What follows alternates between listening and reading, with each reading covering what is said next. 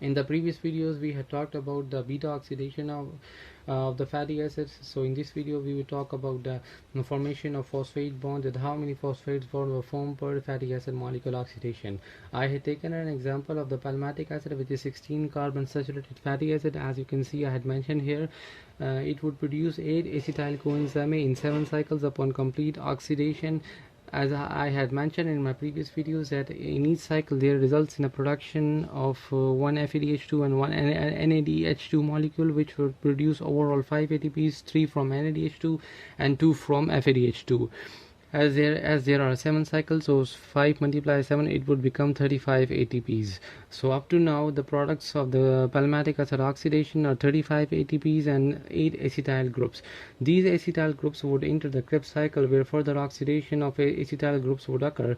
It would result in a production of 3 NADH2 molecules, 1 FADH2 and 1 ATP. These reduced coenzymes, by going through the ETC electron transport chain, would result in a production of ATPs, 3 from NADH2 molecule and 1 from FADH2 molecule.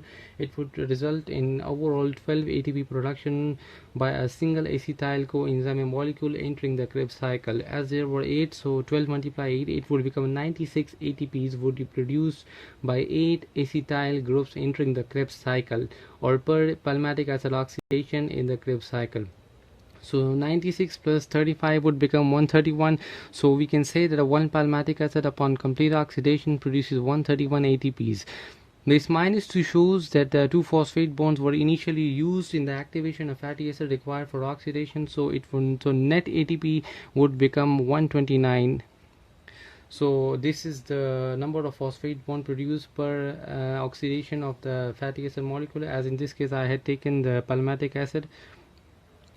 So this was all the theory about the even carbon chain fatty acid. Now if the fatty acid is odd carbon chain, so overall theory would be the same, but the last step would be different, that it would had an propionyl coenzyme A instead of acetyl coenzyme A, which is a 3 carbon compound. This propionyl coenzyme A would be converted into succinyl coenzyme A, and this conversion involves many steps, but it had a particular one step which involved the hydrolysis of this ATP into ADP and inorganic phosphate. The succinyl coenzyme A enters the same TCA cycle or Krebs cycle at the midpoint and would produce 1 ATP directly, 1 NADH2 and 1 FADH2, which will produce 6 ATPs overall.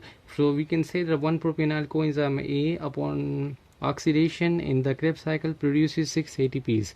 As you can see that acetyl coenzyme produces a greater amount of ATPs per acetyl molecule as compared to the propionyl molecule. This is because the acetyl groups enter the Krebs cycle from the starting point, while the propionyl coenzyme A enters the same Krebs cycle at the midpoint. So this was all the theory about the saturated fatty acid. Now the unsaturated fatty acid, because of their unsaturation, because of their double bond, they have low reducing power, so they can't reduce these coenzymes to such an extent, so hence the ATP would not be produced to a greater amount. So this was all about the number of phosphate bonds formed in the fatty acid oxidations. If you still have any questions, so you can comment.